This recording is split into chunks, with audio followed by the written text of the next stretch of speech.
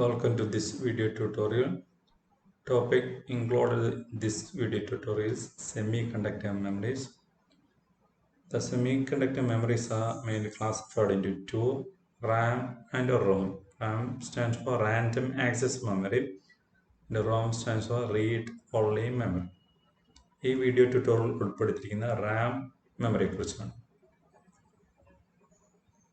RAM is a type of memory in which all addresses are accessible in equal amount of time and can be selected in any order for a read or write operation.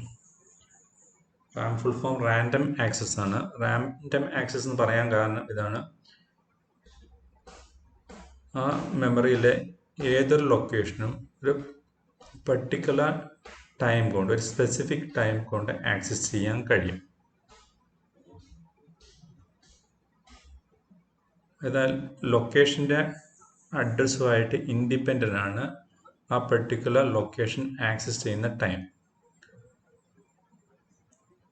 അതായത് ആദ്യത്തെ ലൊക്കേഷനിലെ ഡാറ്റയും അവസാനത്തെ ലൊക്കേഷനിലെ ഡാറ്റയും access ചെയ്യാൻ എടുക്കുന്ന time എന്നടിയും same ആയിരിക്കുമെന്നാണ് അതുകൊണ്ട് ഉദ്ദേശിക്കുന്നത് random access memory.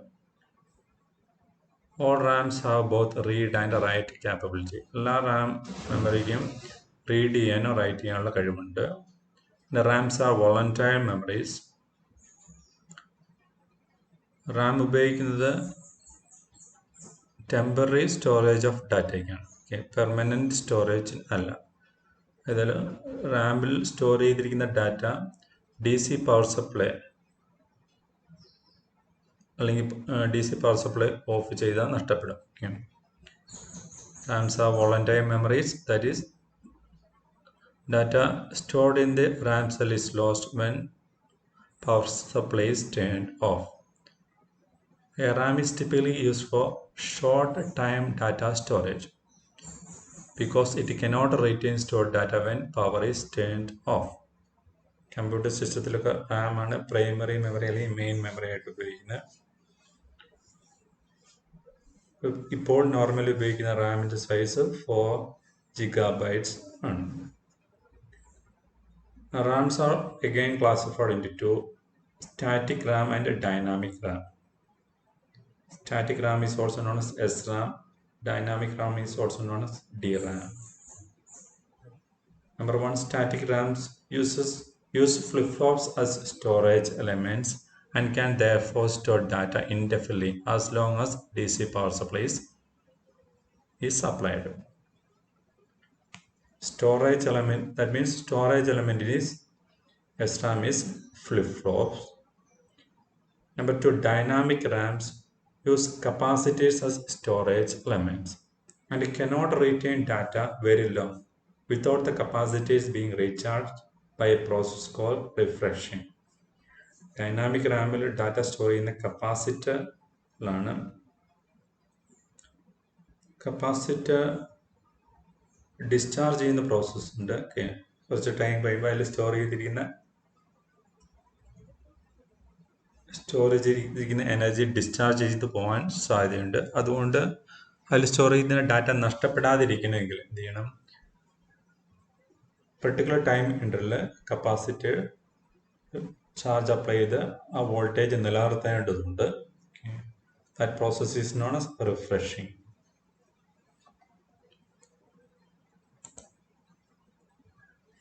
Another point is that data can be read much faster from SRAMs than from DRAMs.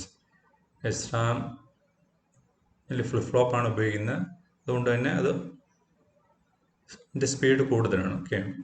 Operation വളരെ ഫാസ്റ്റാണ് compared to DRAMs. DRAMs can store much more data than SRAMs for a given physical size and cost. DRAMിൻ്റെ physical സൈസും കോസ്റ്റും SRAMായിട്ട് compare ചെയ്യുമ്പോൾ കുറവാണ്. Next, SRAM figure shows a basic SRAM flip-flop storage cell. ഒരു flip-flop ഉപയോഗിച്ചുള്ള SRAM storage സെല്ലാണ് ഇതിൽ കാണിച്ചിരിക്കുന്നത്. Storage cell in SRAMs are characterized by flip-flop storage cells that are implemented in integrated circuits with several MOS transistors. Example ഉപയോഗിക്കുന്ന flip flop storage cells ആണ്. Flip flop storage cells ഉണ്ടാക്കിയിരിക്കുന്ന MOS transistors ഉപയോഗിച്ചിട്ടാണ്. ഇതിൻ്റെ ഡയഗ്രാമാണ് ഇവിടെ കാണിച്ചിരിക്കുന്നത്. All our MOS transistors, there is a one input line that is known as bit select, and another is data input and data output. Data input ഇതിലേക്ക് കൊടുക്കുന്നു, data എന്ന് എടുക്കുന്നു. ഈ ലൈൻ തന്നെയാണ് എൻ്റെ കോംപ്ലിമെൻറ്റ്. ഇത് ഡാറ്റ 1 ആണ് എൻ്റെ കോംപ്ലിമെൻറ്റ്, 0 ആയിരിക്കാം data compliment. In order to select this RAM cell, bit select line should be at high level. Bit select line high ആണെങ്കിലാണ് ഈ സെൽ സെലക്ട് ചെയ്യാൻ കഴിയുള്ളൂ. ബിറ്റ് സെലക്ട് ലൈൻ രണ്ട് MOS ട്രാൻസിസ്റ്ററിൻ്റെയും ഗേറ്റിലേക്കാണ് കൊടുത്തിരിക്കുന്നത്. അതൊരു ഹൈ വോൾട്ടേജ് ആണെങ്കിൽ ഈ MOS ഫെറ്റ് ഓൺ ആവുകയും ഇവിടെ വരുന്ന ഡാറ്റ ഇങ്ങോട്ട് എൻട്രി ചെയ്യുകയും ചെയ്യും. When bit select is high and when a 1 is placed on the data input, that is loaded into this MOSFET or MOSFET or in this RAM cell.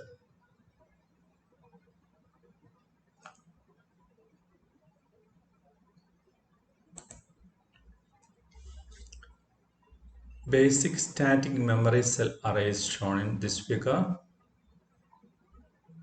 The storage cells in a SRAM are organized in rows and columns as shown in figure. The case of an n×4 array is shown in this figure. There are n rows and each row has 4 cells, that is indicated by n×4 array.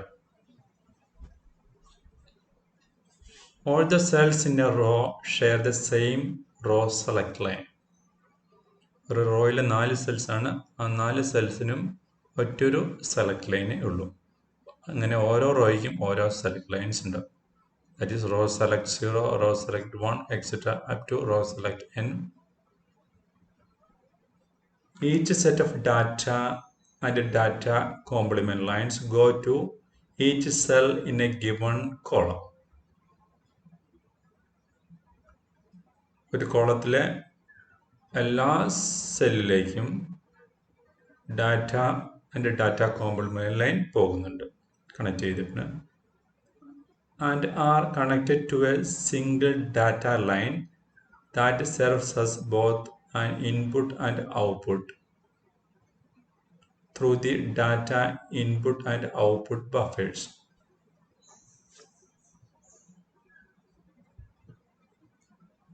ഓരോ കോളത്തിനും ഒരു data ഇൻപുട്ടും output ലൈനാണ് ഉള്ളത്. Okay, that is data input output for bit 0 is connected to data input output buffers and control.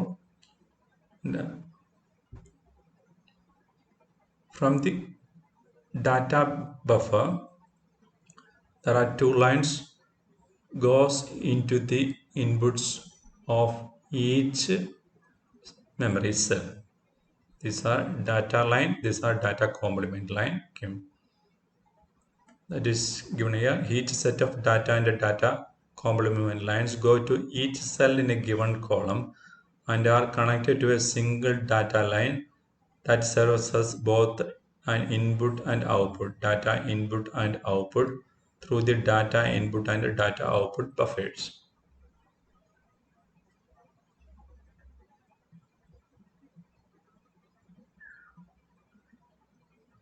Therefore, in order to write a data into particular row, corresponding row select line should be activated. ഇത് first റോയിലാണ് data right ചെയ്യണമെങ്കിൽ raw select 0 high ലെവലായിരിക്കണം. അത് high ലെവലിലും ഇനി data input output ലൈനിൽ ഇവിടെ 4 lines ഉണ്ട്. Data input output line, അതിൽ വന്നിരിക്കുന്ന data, അതിൽ വെച്ചിരിക്കുന്ന ഡാറ്റ കറസ്പോണ്ടിങ് മെമ്മറി സെല്ലിലേക്ക്, ഇത് റോ 0 കറസ്പോണ്ടിങ് മെമ്മറി സെല്ലിലേക്ക് റൈറ്റ് ചെയ്യും. അതാണ് റൈറ്റ് ഓപ്പറേഷൻ. റൈറ്റ് ഓപ്പറേഷൻ എന്താണ്? ആദ്യം ഏത് റോയാണ് ഉപയോഗിക്കേണ്ടത് അത് സെലക്ട് ചെയ്യണം. ഇപ്പോൾ റോ 0 ആണെങ്കിൽ റോ സെലക്ട് 0 ലൈൻ ഹൈ ലെവലായിരിക്കണം. കൂടാതെ റൈറ്റ് ചെയ്യേണ്ട ഡാറ്റ ഇൻപുട്ട് ഔട്ട്പുട്ട് ലൈനിൽ വെച്ചിരിക്കണം. There are 4 data input lines corresponding to each bit. അതിൽ വെച്ചിരിക്കുന്ന ഡാറ്റ ഒന്നാമത്തെ റോയിൽ കറസ്പോണ്ടിങ് മെമ്മറി സെല്ലിലേക്ക് റൈറ്റ് ചെയ്യുകയാണ് ചെയ്യുക. അതേപോലെ റീഡിൻ്റെ കേസിലും, റീഡ് ഓപ്പറേഷൻ്റെ കേസിലും ഏത് റോയാണ് വേണ്ടതെന്ന് അത് സെലക്ട് ചെയ്യണം. അതിന് ശേഷം ആ മെമ്മറി സെല്ലിലെ ബിറ്റുകൾ, ആ മെമ്മറി സെല്ലിലെ ഡാറ്റ ഇൻപുട്ട് ഔട്ട്പുട്ട് ലൈൻസിലേക്ക് പ്ലേസ് ചെയ്യുകയാണ് ചെയ്യുക മെമ്മറി. ഇങ്ങനെയാണ് ഇതിൻ്റെ ഓപ്പറേഷൻ വരുന്നത്.